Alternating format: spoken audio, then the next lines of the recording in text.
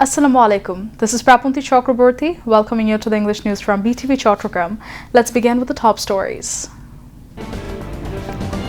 43 more nomination appeals disposed of on 7th day. EC hearings to continue until January 18th.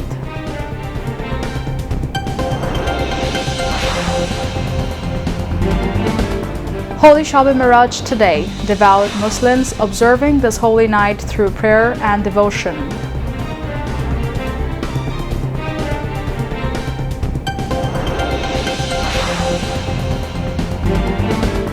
Civic morning meeting organized by civil society in memory of former Prime Minister Begum Khaleda Zia held.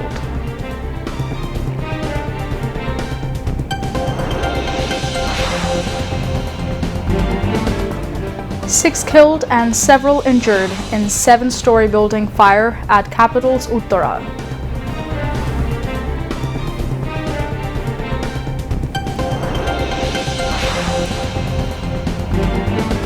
Iran to retaliate against U.S. aggression, says Iranian representative to UN.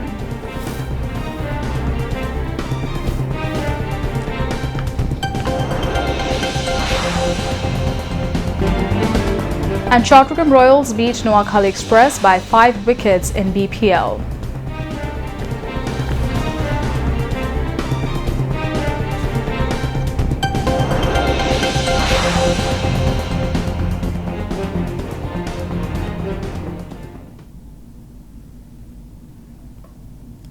Viewers, those were the top stories. Now moving on to the details.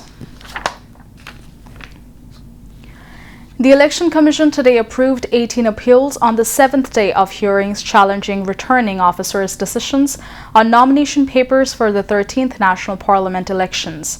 The Commission heard a total of 43 appeals. Of these, 18 appeals against the cancellation of nomination papers were accepted, while 17 were rejected. The EC also turned down 4 appeals filed against the acceptance of nomination papers and kept 4 appeals pending. The EC said appeals numbered 511 to 610 will be heard tomorrow, Saturday, at the auditorium of the election building in Agargaon, Dhaka from 10 a.m. to 5 p.m. Yesterday, on the 6th day, hearings were held on 104 applications. Among them, 60 appeal applications against the cancellation of nomination papers were accepted, while 29 appeal applications were rejected. The Holy Shab-e-Miraj is being observed across the country tonight with due respect and religious fervor.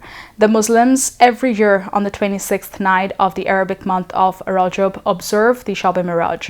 On this night, Prophet Hazrat Muhammad sallallahu alaihi wasallam had embarked on a special journey to meet the Almighty Allah. In the journey, the Prophet traveled on the Buraq to heaven, where Allah gave him instructions to take back to the faithful regarding the details of prayers. Muslim devotees will offer special prayers at mosques and homes seeking blessings of Allah for the welfare of the entire nation and the Muslim Ummah.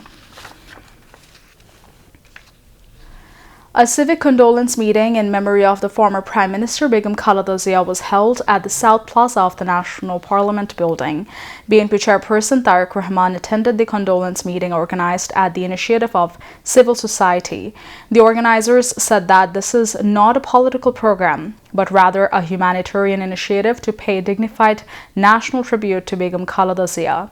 The condolence meeting is being presided by former Chief Justice Syed J.R. Mudachur Hussain, with eminent economist Professor Dr. Mahbub Ullah serving as the chief organizer.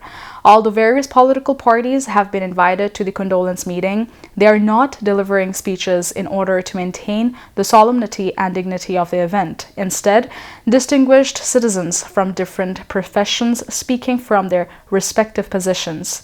Family members of Begum Khaleda Zia, BNP Secretary General Mirza Fakhrul Islam Alamgir, standing committee members, along with teachers, physicians, engineers, journalists, intellectuals, diplomats, and people from various professions are attending the condolence meeting. In addition, representatives of indigenous communities as well as the Shongathon and Christian communities are also present in the event.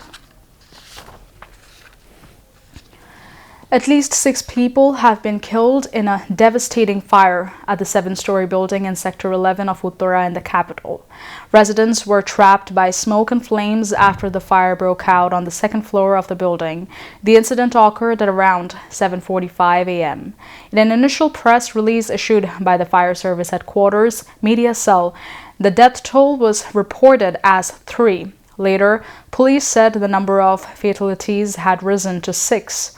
According to the fire service, 2 of its units rushed to the scene after receiving the report of the fire at around 8 a.m. Through their efforts, the fire was brought under control at 8:25 a.m. The fire was completely extinguished at around 10 a.m. Among the deceased were 3 women and 3 men. The cause of the fire could not be determined intimately. Now, international news.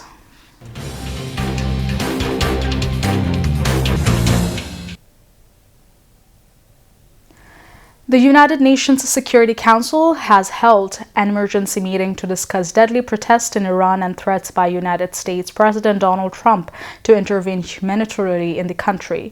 Members of the influential 15-member UN body heard from Iran's deputy UN representative, who warned at the meeting on Thursday that Iranians did not seek a confrontation but would respond to U.S. aggression, and accused Washington on direct involvement in steering unrest in Iran. U.S. Representative Mike Waltz used his prepared remarks at the meeting to criticize the Iranian government's response to the protest, noting that the ongoing internet blackout in Iran made it hard to verify the true extent of the crackdown by authorities there.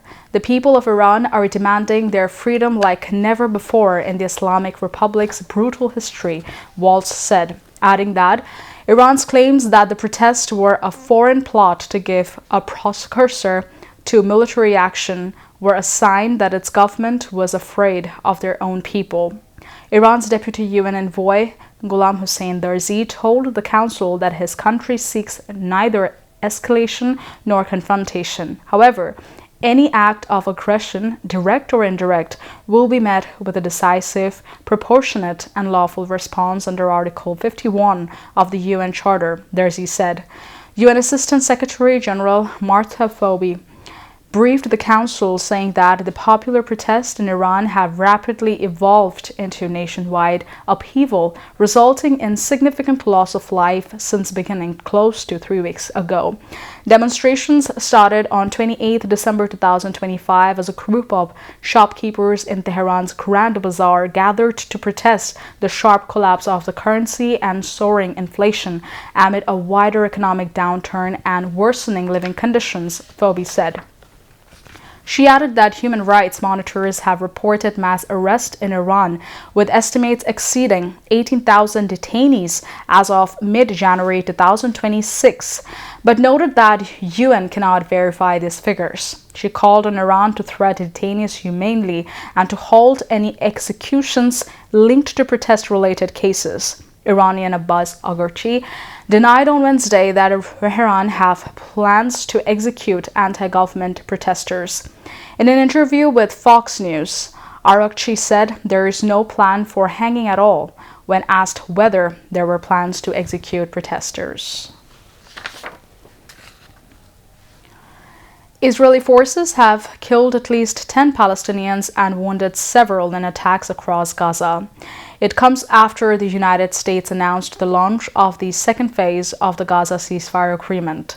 The Israeli military announced that one of the victims, Mohammed al-Hawli, was a commander in the Qasem Brigades, the armed wing of Hamas.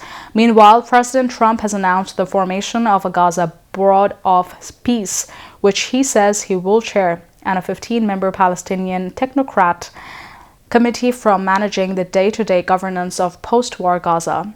Ali Shath, a former deputy minister in the Ramallah-based Palestinian Authority, has been appointed to lead the committee. Senior Hamas official Bassem Naim welcomed the establishment of the committee, calling it a step in the right direction. At least 451 Palestinians have been reported killed since the ceasefire took effect.